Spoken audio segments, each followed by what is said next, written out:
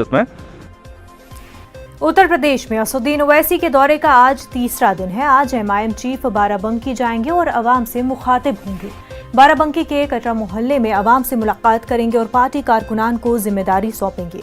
वाज़ेह है कि Asaduddin Owaisi mission UP पर हैं। इससे पहले फैजाबाद गए थे और फिर लखनऊ का भी दौरा किया था।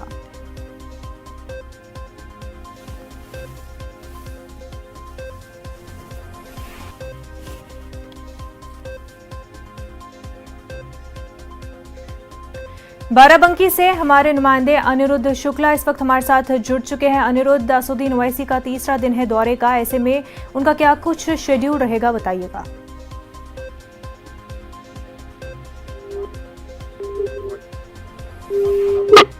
अनिरुद्ध, आप तक हमारी आवाज पहुंच पा रही है?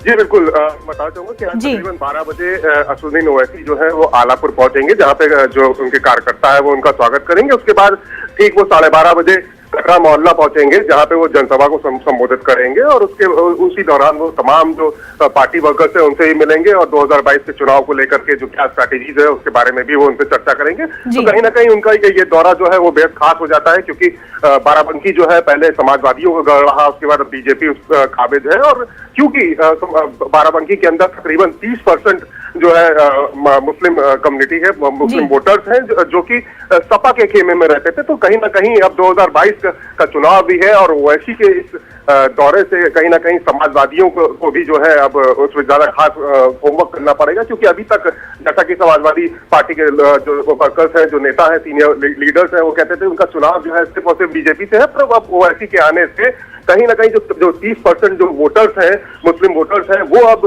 इफेक्ट जरूर होंगे। तो ये आज इस जनसभा के बाद ये पूरा क्लियर भी हो जाएगा कि किस तरीके से जो है जो रुख है आगामी 2022 का चुनाव का जो रुख है, और ओवैसी क्या उसमें क्या अपनी बात कहते हैं, क्या गाइडलाइन देते हैं, पार्टी को मजबूत करने के लिए, जिले लेवल पे मजबूत करने के लिए वो किस तरीके की स्ट्रैटेजी प्लान करते हैं, क्या जिम्मेदारियां देते हैं, जिससे 2022 के चुनाव में ओवैसी की पार्टी जो है वो मैदान में लड़ेगा। अनिरुद्ध, ये भी बताएं कि अब तक के उनके दौरे को किस तरह से देखा जा रहा है?